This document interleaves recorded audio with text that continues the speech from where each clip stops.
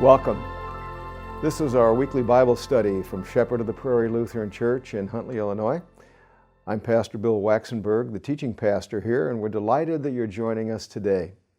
If you've been with us for the last couple of weeks, then you know that we're talking about the power and promise of our laments.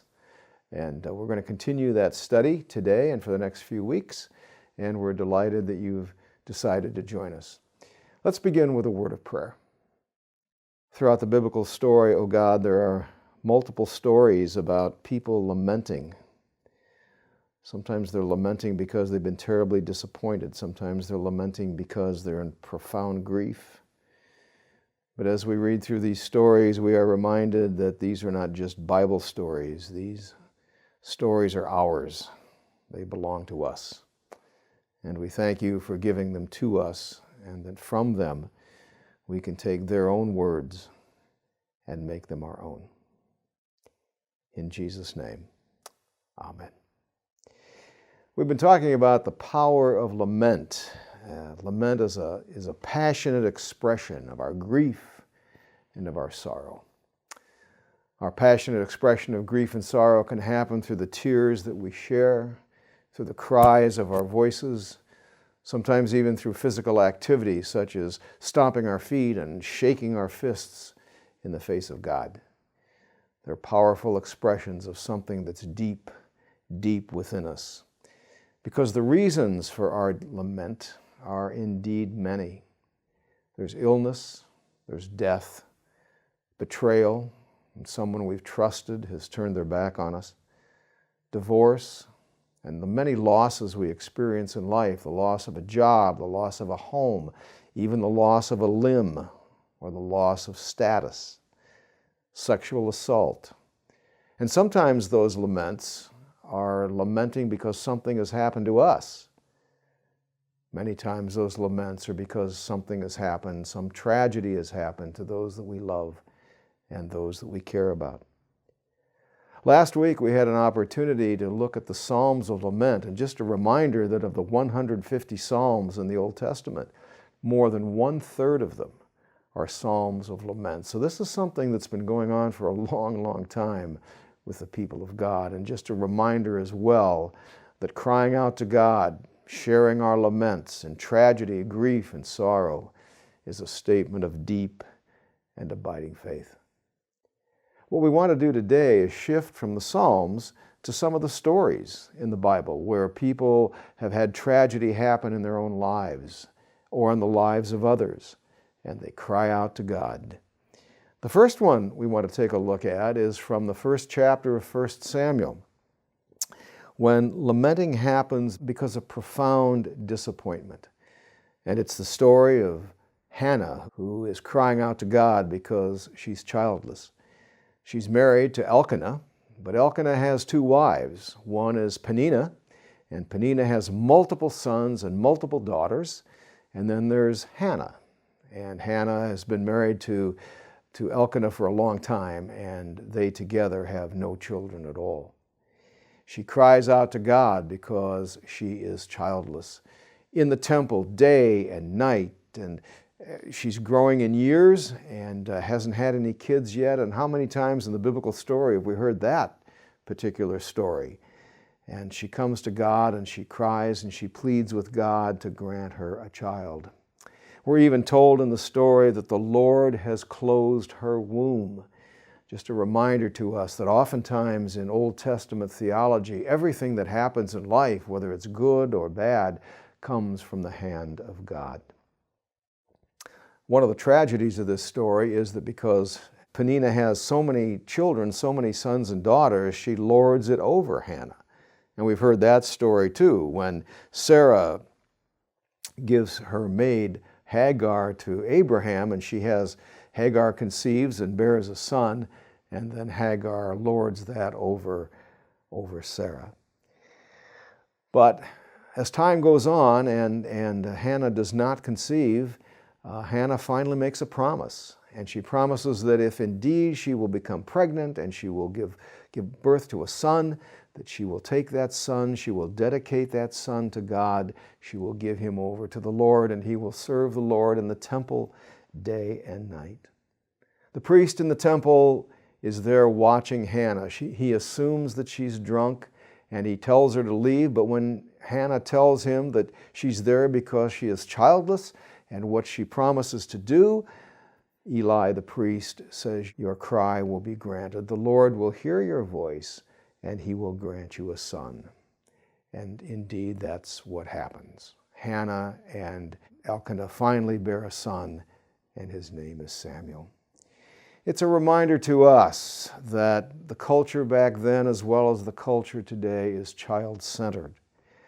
Children are a sign of many things. One is that children have economic value, especially in days of old when people lived in rural areas and they farmed and they needed lots of people to work the land, to work the farm. And the more children you had, the more workers that you had. From time immemorial, children have been seen as a sign of blessing, and a blessing from God, and a blessing to parents and to siblings and to other family members. I mean, how many parents even today take their identity from their children? And how often is it that when our kids are little and they begin to get acquainted with other kids and we begin to meet other families in the school or in the neighborhood, how many times will people say, "Oh, yes, you're Todd's mother. Oh, yes, you're Mary's father." And we are known by our kids. And of course, children are the promise of a future. And that's one of the tragedies that happens when a child dies. It's not simply and only the loss of this child and the immediate grief, but it's a sign that the future now is in doubt. So for Hannah to be able to conceive and bear a son, bear Samuel, that indeed is a great blessing on many, many different levels. Secondly, lamenting often happens at the death of a beloved friend. In this story, in 2 Samuel, it's the story of David and his best friend, whose name, of course, is Jonathan. Jonathan is the son of the king, Saul. And David and Jonathan are joined together. The text in 1 Samuel 18, the writer tells us, "The soul of Jonathan was bound to the soul of David." Today we would say, what? BFF, best friends forever. And that indeed is what Jonathan and David were. So much so that when Saul the king is jealous of David and he tells Jonathan to go and kill David, Jonathan refuses to do that. By the time we get to 2 Samuel, however, there's been a battle. And in that battle, both Saul and his son Jonathan die. And David laments Jonathan's death, and he does that in song. David intoned this lamentation over Jonathan. "I am distressed for you, my brother Jonathan. Greatly beloved were you to me. Your love to me was wonderful." And in 2 Samuel 1, David not only expresses those words, but he expresses them in song. And think of the hymns that we sing when we come to a funeral, great expressions of faith. We just had a funeral recently here at the church, and we sang some of the great hymns of the church. The last one we sang on the recessional was "A Mighty Fortress is Our God," which in the last stanza concludes, "Were they to take our house, goods, honor, child, or spouse, though life be wrenched away, they cannot win the day. The kingdom is ours forever." It's one of the great reasons, really, to have a funeral here at church instead of a funeral home. We get to sing some of the great hymns, and I can tell you as a pastor that trying to sing hymns in a funeral home never works very well. People are not accustomed to doing that. But you gather people for a funeral or a memorial service in the church, well, now you've got something. Now you can sing those great hymns with the great organ. When people are very close to each other like Jonathan and David were, the pain of that at the death of a loved one is just incredible. The man who was my best friend, his name was Bob, and we had been best friends since kindergarten, really, all the way through grade school, junior high, high school. We were in each other's wedding. And on Bob's 43rd birthday, he took his own life. And I remember going out to the cemetery about a week after the funeral where Bob was buried, and we needed to have a conversation about that, and I needed to pour out my grief, my anger, my lament. I didn't sing, but I did express myself in powerful words that I needed to say. The lamentation at the death of a loved one. Thirdly, we can lament also when God disappoints us. Now, we may not think that happens very often, but if you look at the prophet Jeremiah, over and over again, 6 times, 6 lamentations because Jeremiah has felt disappointed by God. You may remember that Jeremiah was called by God even when he was a child. He was called even in the womb. Jeremiah says, "You called me there." And Jeremiah was called to speak God's word to the people. Now, Jeremiah was a prophet, and prophets had 2 responsibilities. One is they had the responsibility of bringing a word of comfort to the afflicted. But the second responsibility was to bring a word of affliction to those who were too comfortable. And that's exactly what Jeremiah was called to do. God's judgment was coming upon the people because they'd gotten too comfortable. They'd gotten very lax and lackadaisical. They had brought in pagan religion into the temple in Jerusalem. They had dismissed the people around them, the poor, the outcast. Jeremiah understood God's judgment coming upon them through the empire of Babylon, who was going to come in and destroy the southern kingdom, was going to destroy the temple, was going to destroy the city of Jerusalem, and was going to take the brightest and best off into exile. Jeremiah was a prophet of God who was called to speak truth to power. And when he did that, as oftentimes happens with prophets, it was not well received. As a result of that, Jeremiah was called a heretic. He was said to be insane. People called death to the traitor. And Jeremiah felt completely abandoned by friends and by family. And 6 times in the prophecy of Jeremiah, he laments to God, he cries out to God because of his own insecurity, because he was depressed, and because he was angry. "It was the Lord who made it known to me, and I knew," cried out Jeremiah. "Then you showed me the people's evil deeds, but I was like a lamb led to the slaughter. And I did not know it was against me that they devised schemes, saying, 'Let us destroy the tree with its fruit. Let us cut him off from the land of the living, so that his name will no longer be remembered.'" And throughout Jeremiah, these laments keep coming up over and over again. "Why does the way of the guilty prosper?" Jeremiah cries. "Why do all who are treacherous thrive?" Or, "Woe is me, my mother, that you even bore me, a man of strife and contention in the whole land." Or, "Do not become a terror to me, O God, you are my refuge in the day of disaster." Or, "Lord, you enticed me, and I was enticed. You have overpowered me, and you have prevailed. I have become a laughing stock all day long. Everyone mocks me. Cursed be the day on which I was born." Are there not times in our lives when we feel that God has disappointed us? And to cry out to Him in all honesty, to shake our fist in God's face as Jeremiah did, that, my friends, is honest faith. Sometimes we think that, well, if I don't say it out loud, even though I'm feeling this way, if I don't say it, then God won't hear me. Well, God knows the heart, and God knows what's deep within us. So when we feel that way, we might as well say it. Sometimes we not only lament for ourselves, but we have reason to lament for others as well. You may remember the centurion story in the 8th chapter of Matthew's Gospel. Jesus, along the way, meets a centurion. Now, a centurion was a Roman soldier and was a pagan. He cries out for help. He has a servant who is paralyzed. And the Roman soldier is there not for himself, but he's there for his servant. He asks Jesus for help. Jesus immediately responds. He says, "I'll go with you. I'll go to your house. I'll see what's going on with this man, and maybe we can heal him." But the man doesn't want Jesus to come to his house. The centurion says, "Lord, I can't have you come under my roof. I am a man with authority. I say to one, go, and he goes, to another, come, and he comes. Just say the word, and that will be enough." And Jesus is absolutely surprised. I haven't found this kind of faith in all Israel. The Roman soldier, of course, is a Gentile, and yet he's relying on Jesus to just speak the word, and it in fact will be true. And that's exactly what happens. The centurion has great faith, and out of that faith, Jesus heals the slave. Or lamenting when others fail us. Jesus laments over Jerusalem. In the 13th chapter of Luke's Gospel, in verses 34 and 35, Jesus cries out for the city, the great city of God.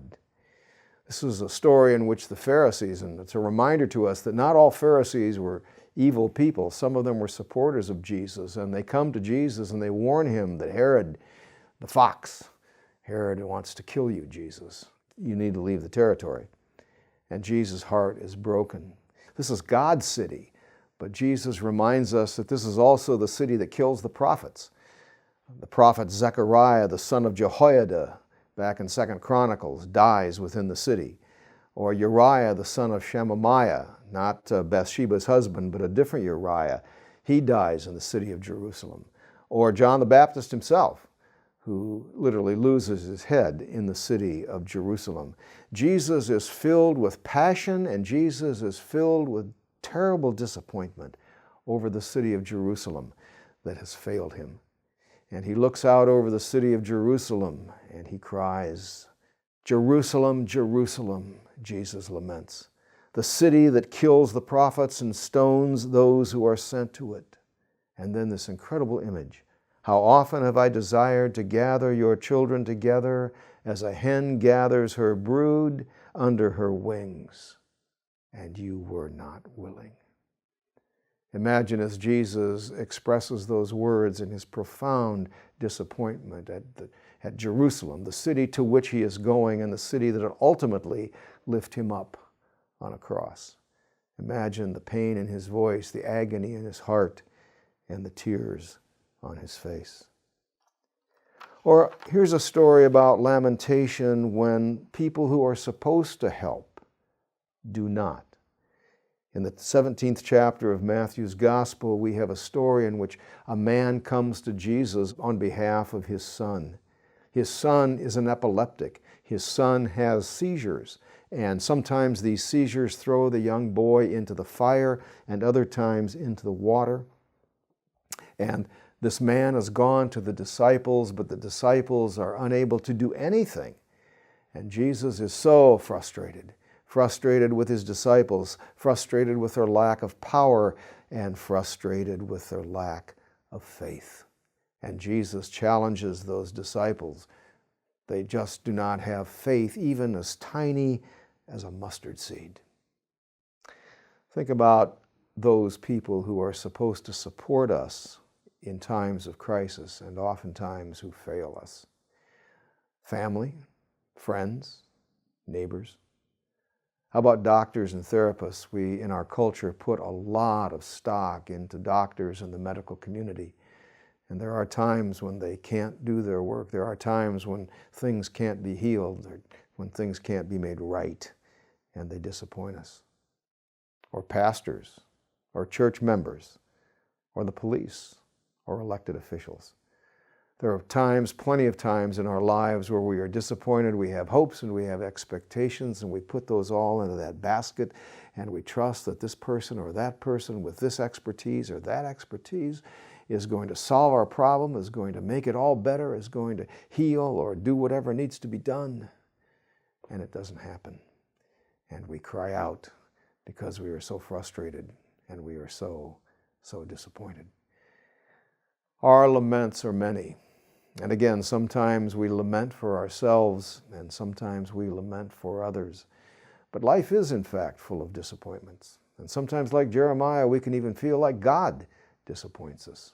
And in those moments, God has given us the gift of the lament, the gift of crying out to God in faith, crying out to God with broken hearts and broken spirits, trusting in the midst of the lamentation that God is still with us. The important thing about this to remember in our lamentations, and the great difference here, is that when we lament, we are not talking about God to someone else, but we are talking directly to God. And being able to do that, even when it seems God is not listening, even when it seems that God is not there, even when it seems that God has gone away, is a tremendous statement of faith. It is, as Martin Luther once said, based on Psalm 121, that the Lord neither slumbers nor sleeps. And Luther said, yes, that is true. But it certainly seems at times that the Lord is snoring loudly. And when that happens, our lamentations are legitimate and they are cries of faith. Next week, we're going to shift a little bit. In the last couple of weeks, we've been talking about individual lamentation, either from the Psalms or from some of the great stories in the Bible. Next week, we're going to shift to talking about community laments. It's not just us as individuals who cry out to God, but sometimes the entire community is impacted. And we've got plenty of Psalms and plenty of stories in the Bible where the community is broken and where the community needs to cry out to God. So we hope you'll join us next time as we talk about that. The slide up on the screen will give you some ideas to think about and to talk about and to pray about. Thanks again for being with us. God bless.